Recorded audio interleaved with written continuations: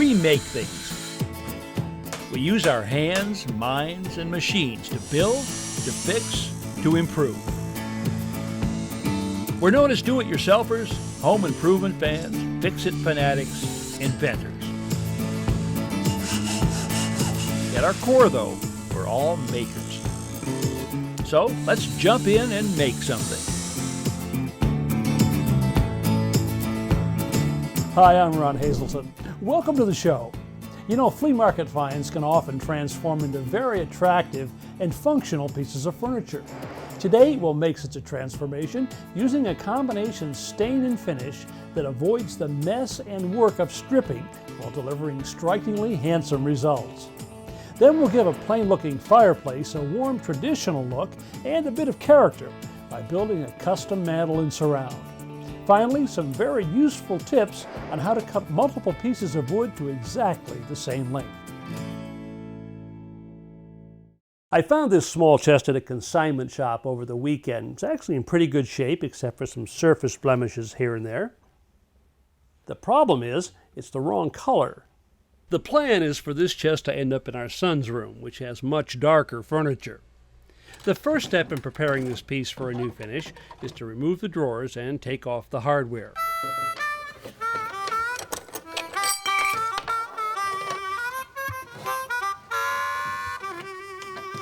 I don't plan on getting rid of the existing finish, but I do want to clean it with this solvent, naphtha.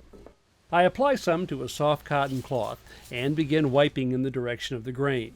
Naphtha does a good job of removing grime and oil without attacking or softening the finish itself. You can see here how much surface dirt is coming off. At frequent intervals, I unfold the cloth pad, refold it to present a clean surface, re-wet it, and continue wiping, always in the direction of the grain. The general rule here is to keep wiping until the cloth comes up clean. Now it's time for a little sanding. For convenience, I keep my sandpaper in an expanding file with the sandpaper grits labeled on the tabs. I made this cutter here in the shop from a piece of wood, a hacksaw blade, and a scrap piece of piano hinge. It quickly turns a full sheet into quarters. For this kind of sanding, I fold the quarter sheet into thirds and hold it flat in my hand.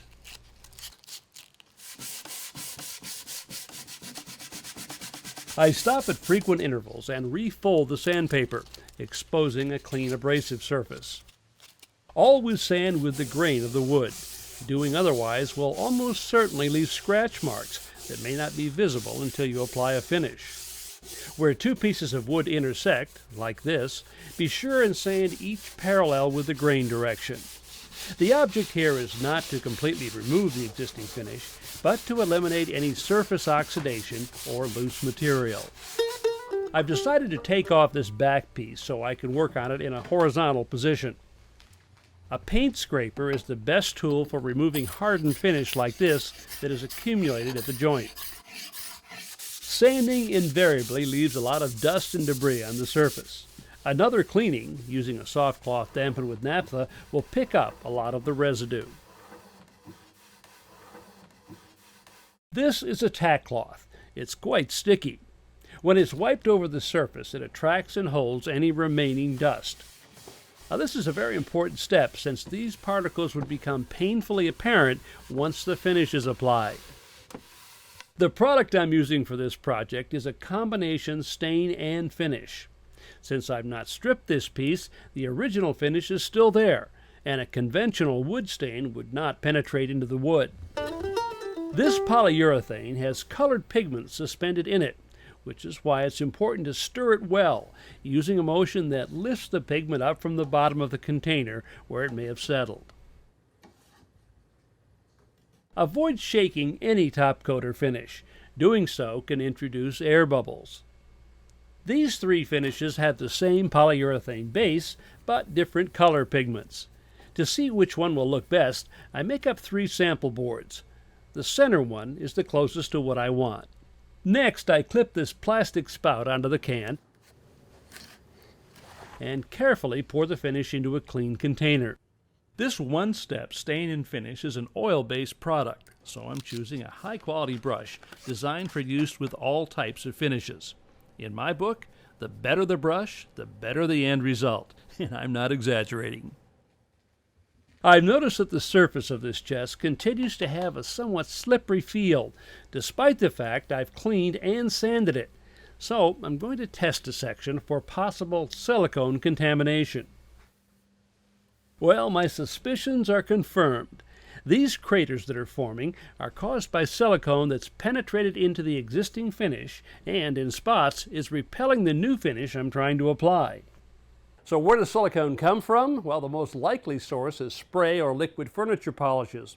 Repeated use over time builds up residue, which becomes apparent during refinishing. Shellac has the ability to seal off silicone, providing a barrier that isolates it from the new finish.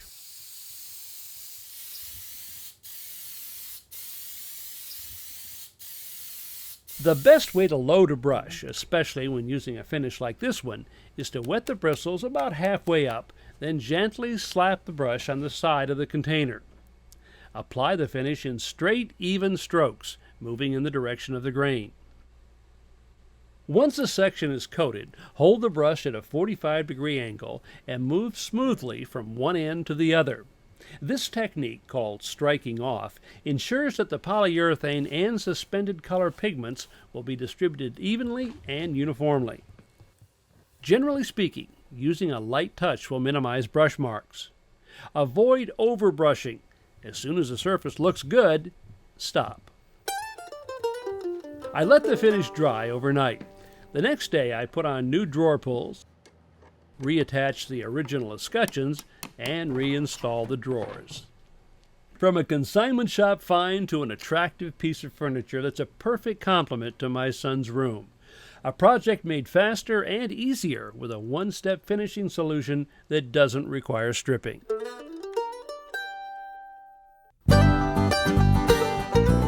We're here in Novi, Michigan, and the drive here was simply beautiful. Novi is a western suburb of Detroit, and we're dropping in on the Copa family to show you how to create a handcrafted fireplace mantle. Hey guys, how are you? Hi. Mark, come on in.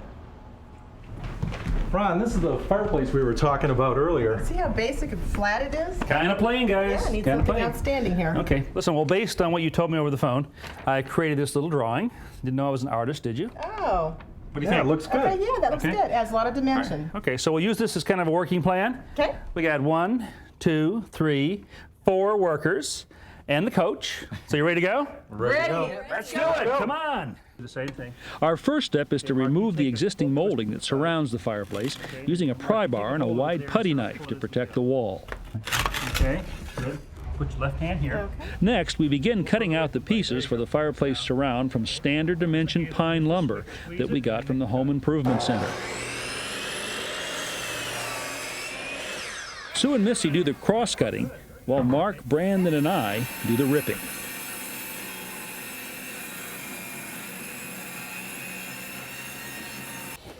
All right, Copa family, come, let us build together. Missy applies wood glue to the 3 pieces that will make up the sides of the fireplace surround, and then we assemble them together. Brandon's going to nail. Since we'll be doing a lot of nailing today, I brought in my pneumatic nail gun and given the family an introductory lesson. Now we've made up 3 of these sections. This is going to form a surround for the fireplace. These 2 go on the sides, and this one goes up here on the top. Let's hold this up in place here. We've drawn a level line. So see this mark right there? Mm-hmm. That's where I'd like you to hold at. Okay. Let me have you level. Guys, get on the line. Let me know when you're there. I'm good. All right, that looks good to me too. All right, so hold it in place, and we're gonna nail this. I've marked some studs right here. We found these with a stud finder. It's right in here.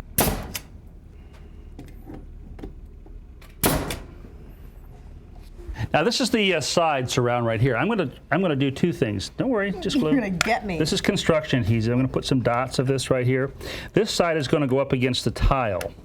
So since I can't nail that, I'm going to rely on this glue to hold it. All right, guys, now put that in position. This is the top right here. Right here. There you go. Okay, slip it right in there. Okay, Sue, why don't you grab the level? Once again, we attach the sections using the nail gun. Okay, why don't you do the last one down there, Mark? All right, I'll get it. A piece of 1x10 pine in a decorative molding are combined to form the mantle. They're glued and nailed together. We're going to set this back from the edge of the board right here, just a tiny amount, about 1/8 of an inch right here. Little reveal, it'll give us an extra bit of detail. Okay? Spacing good on that? Excellent. Now this is the molding we're going to put on the ends of the mantle right here, so of course it'll look the same as the front. Put some glue down here and on the joint. And then we'll just set this right in here like that and nail it in place. I'm putting just a little bit of construction adhesive down here on the top because now is the moment of our crowning glory. We're ready to put the mantle into place. All right. So you guys, if Okay. you would, Brandon, Missy, bring it up, Finally. Yay. flip it over, Okay. and set it right up on top here. Mark, why don't you grab the nail gun? Okay.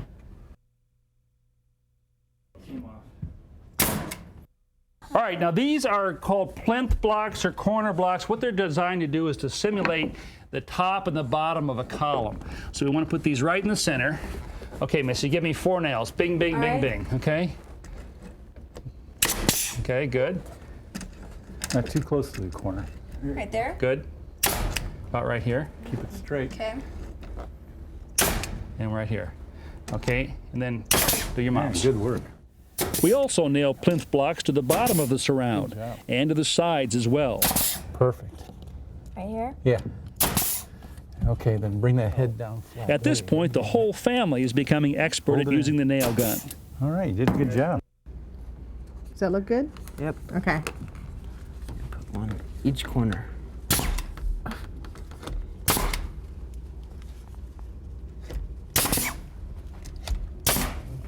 Put one right here. Back down in the basement, we begin cutting decorative molding for the face of the surround.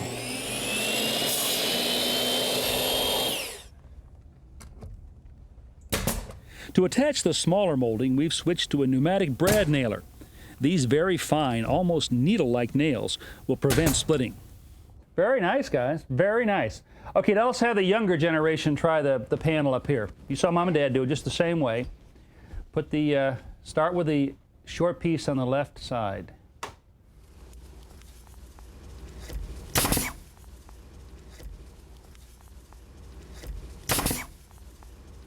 Now the final thing is to place this piece of decorative molding between the plinth block and the surround. It fits right in there like that. It's mitered on the ends. And we just tack this in place. The brad nailer. Put one in here. And just about done. Next, we use interior grade spackle to fill the nail holes and minor surface imperfections. And then the whole family starts painting. Neatly, guys, neatly. It's primer. Do you know- have to get the strokes perfect? It's taken us the better part of 2 days to complete our project. Right now, we're just one coat of paint away from being finished. And how does Brandon feel about it all? Brandon? I want it to be done. You want to? But finished we are, and the transformation is striking. This is great. I've got room for all my knickknacks and my pictures of all my family and pictures of our good friends. Yeah? Hey, that's me! That's me! Fantastic! I love it! I'd build a mantle any day to display myself. Okay, guys, you were wonderful. Thank you very much. Sure. Great That's job, great. Thank family. you. Good team, okay? Sure. Enjoy.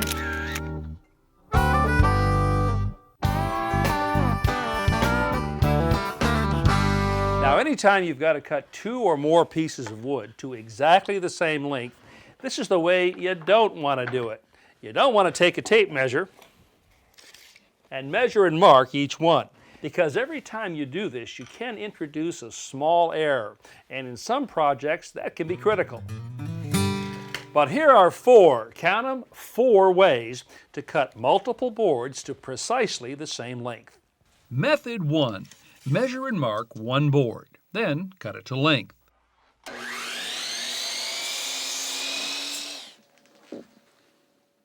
write pattern or sample on the cut piece. Now, instead of measuring and marking additional pieces, use the pattern. Make sure the ends are flush and use a sharp pencil for the marking. Now remember, it's important to use the same pattern every time. If you start changing patterns, you can start changing the length of the wood you're cutting. Now the second way to cut multiple pieces to exactly the same length is to lay them down on a bench top, square up the ends, clamp them together,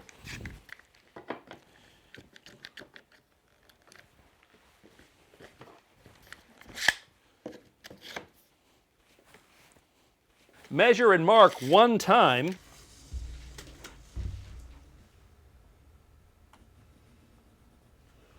and then cut all 4 pieces at once.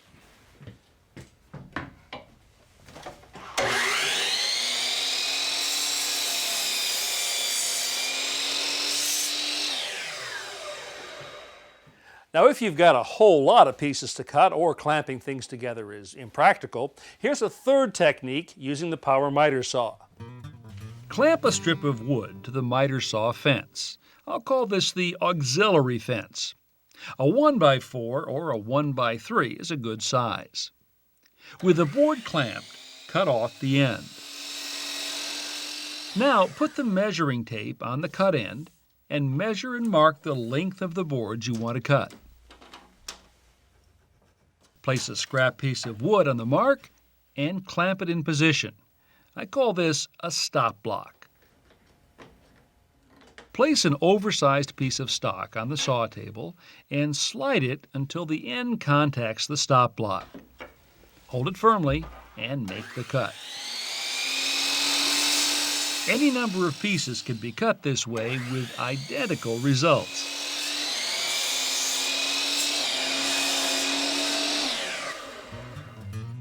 And finally, here's how to use that same stop block technique on a table saw. In this case, I'll screw the auxiliary fence to the table saw miter gauge.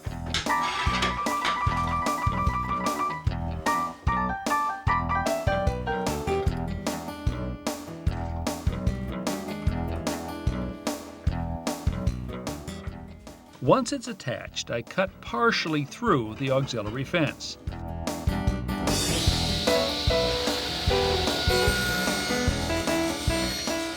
Then drop the end of the tape into the saw kerf, measure down the fence, mark the finished length of the boards I'm cutting, and clamp on the stop block.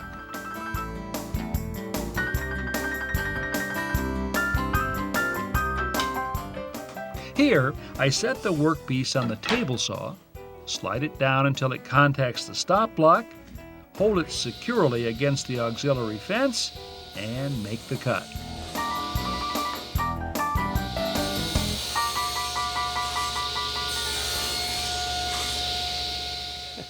Well, you can't get much better than that. 4 ways to make repetitive cuts that are virtually identical. To view today's projects again and countless more, go to HouseCallsDIY.com. Step-by-step home improvement tips when you need them. I'm Brian Kelsey. Welcome to House Calls. Join us as we tackle some great home projects, as well as look back at favorites from Ron Hazelton on House Calls.